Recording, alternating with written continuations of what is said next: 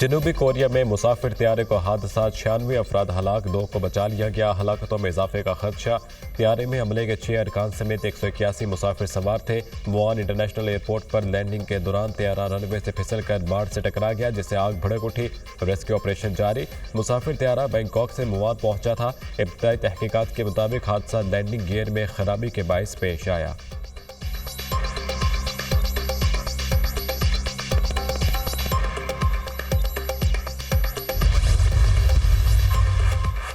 मुल्क भर में शदीद सर्दी की लहर बरकरार। बाला इलाकों में पारा -डिग्री तक गिर गया। कोयटा में -6 और खिलात में -7 रिकॉर्ड। लाहौर समेत पंजाब भर में धुंध का राज। हद निगाह कम होने से मोटरवेज मुतअद्दिद मकामात से बंद करना पड़ी।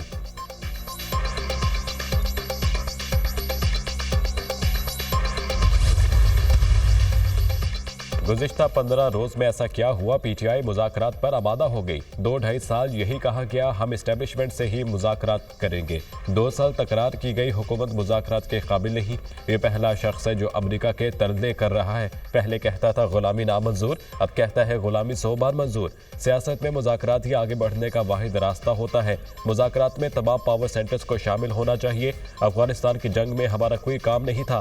पाकिस्तान के अलावा सारे खित्ते में अमन कायम हो चुका है। बानी PTI दौर में 40,000 बंदों को पाकिस्तान लाया गया। पूरी दुनिया में हालात ठीक हो गए। हमारे यहाँ आज भी दहशतगर्दी जारी है। ख्वाजा आसिफ का तकरीब से खिताब। वज़ीर दिफा का स्पीकर को मुज़ाकरात में एहतियात बरतने का मशवरा।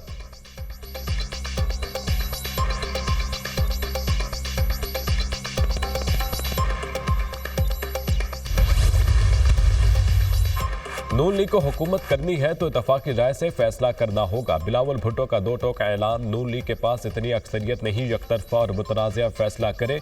नून लीग समझती है इनके पास 2/3 अक्सरियत है और इन्हें पूछने की जरूरत नहीं। हमने हुकूमत साजी में वज़ीर आज़म के लिए इन्हें वोट दिया।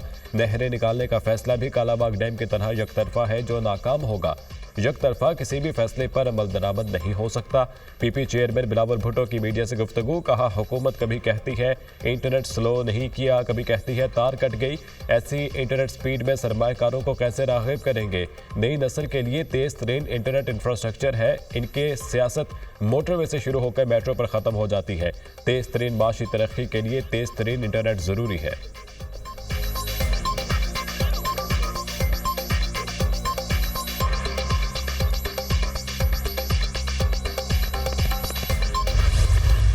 हमें जो है वो सियासतदानों को इकट्ठे होना चाहिए, बैठ के बात करनी चाहिए। ये बड़ा ज़रूरी है कि उससे पहले जो गलती कोताही हुई हो बैठने वालों से, उसको जो है वो तस्लीम किया जाए। अभी कल की बात है, आपने इस तरह के बेशुमार मुकदमे जो है वो कायम किए थे। कमेटी के जो रुकन हैं वो आप ऐसे ही समझें कि वो सारे जो हैं वो अदाकार हैं। जो प्रोड्यूसर हदायतकार है वो ख्वाजा साद रफीक साहब है। मुज़ाकरात के लिए सदर आसिफ जरदारी, नवाज शरीफ और बानी PTI को बैठना चाहिए। जब तक सर जोड़ कर नहीं बैठेंगे मुल्क बहरानों से नहीं निकलेगा। मुज़ाकराती कमेटी के अरकान सिर्फ अदाकार हैं। प्रोड्यूसर और डायरेक्टर ख्वाजा साद रफीक है। हुकूमत पूरे खलूस से मुज़ाकराती कामयाबी चाहती है। 26 नवंबर के बाद सियासी मुखालिफिन के रवैयों में तब्दीली आई। सियासतदानों को मुज़ाकरात के लिए बैठने से पहले गलती और कोताहियों को तस्लीम करना चाहिए। मुशीर वज़ीर आज़म राना सनाउल्लाह का तकरीब से खिताब।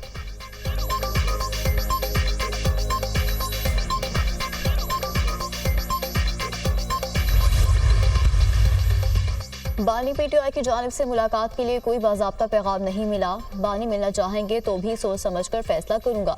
आम इंतखाबात में हमें लेवल प्लेइंग फील्ड नहीं दी गई। इंतखाबात में कुछ लोग इस्तेमाल हो गए, हमने इस्तेमाल होने से इनकार किया। मौलाना फजल रहमान की गुफ्तगू। कहते हैं कि 26वीं तरमीम में हमने शख्सियत की बजाय इदारों की मजबूती को मुकद्दम रखा। मदारिस का मामला खुश असलूबी से हल हो रहा है। खैबर पख्तूनख्वा में हुकूमत की कहीं रिट नजर नहीं आ रही।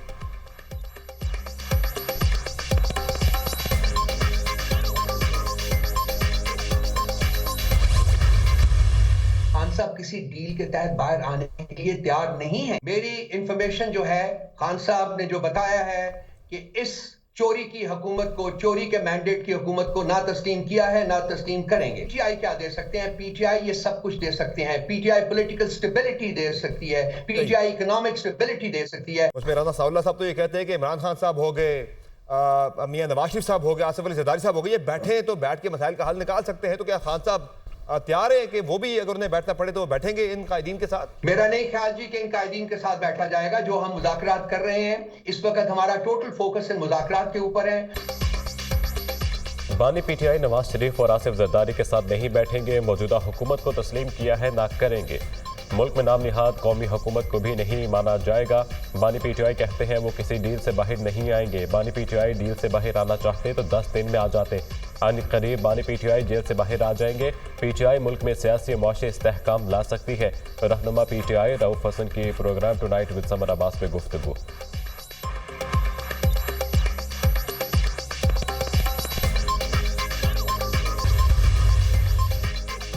कोहाट ग्रैंड जुर्गे में अहम पेशरफ्त। कुरम में क़याम अमन के लिए फ्रीकैन में मुआहिदा तय पा गया। मुआहिदे के मुताबिक फ्रीकैन को भारी असला जमा कराना पड़ेगा।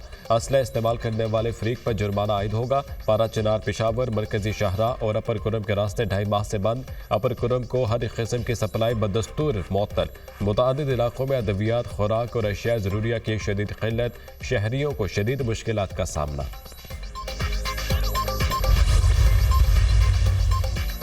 फ्रीकैन के दरमियान मुआहिदे पर इत्तफाक राय हो गया। एक फ्रीक ने मुशावरत के लिए 2 दिन का वक्त मांगा है। मंगल को जिरगा दोबारा होगा। बैंकर्स और असले के खात्मे यकीनी बनाया जाएगा। खैबर पख्तूनख्वा हुकूमत 1 सदी से जायद पुराने तनाज़े के मुस्तकिल और पायदार हल के लिए पुराज़म है। अद्वियात पहुँचाने समेत आवाम को फ़ज़ाई सर्विस भी फराहम की जा रही है। मुशीर इत्तलात KP बैरिस्टर सैफ का बयान।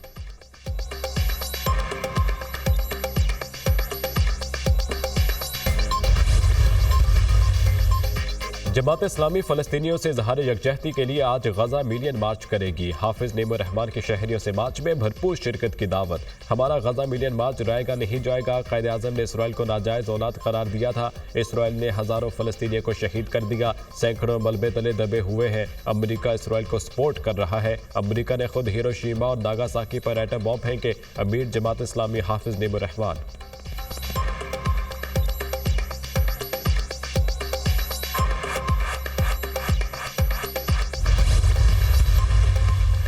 रूस के सदर व्लादिमीर पुतिन ने त्यारा हादसे पर अज़रबैजान से माजरत कर ली। रूस के सदारती दफ्तर क्रेमलिन की जानिब से जारी बयान में कहा गया कि रूसी सदर ने अज़रबैजान के हमसब इल्हाम अलीयोव से रब्ता किया। पुतिन ने त्यारे हादसे में शहरियों की हलाकत पर माफ़ी मांगी। अज़रबैजान एयरलाइंस का त्यारा 25 दिसंबर को मिसाइल के टुकड़े लगने से कजाकिस्तान के शहर अख्ताओ में गिरकर तबाह हो गया था। हादसे में 38 अफराद हलाक हो गए थे।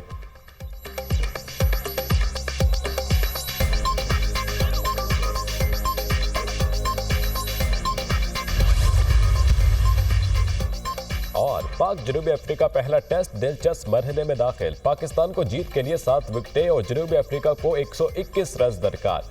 पाकिस्तान का मेजबान टीम को जीत के लिए 148 रन का हदफ। तीसरे रोज का खेल खत्म होने तक जनूबी अफ्रीका ने 3 विकेटों पर 27 रन बना लिए। मोहम्मद अब्बास ने 2 और खुरम शहजाद ने 1 विकेट ली। कौमी टीम दूसरी इनिंग्स में 237 रन पर ऑल आउट हो गई। सऊद शकील 84 और बाबर आजम 50 रन बनाकर नुमाया रहे। जनूबी अफ्रीका की टीम ने पहली इनिंग्स में 301 और पाकिस्तान ने 211 रन बनाए थे।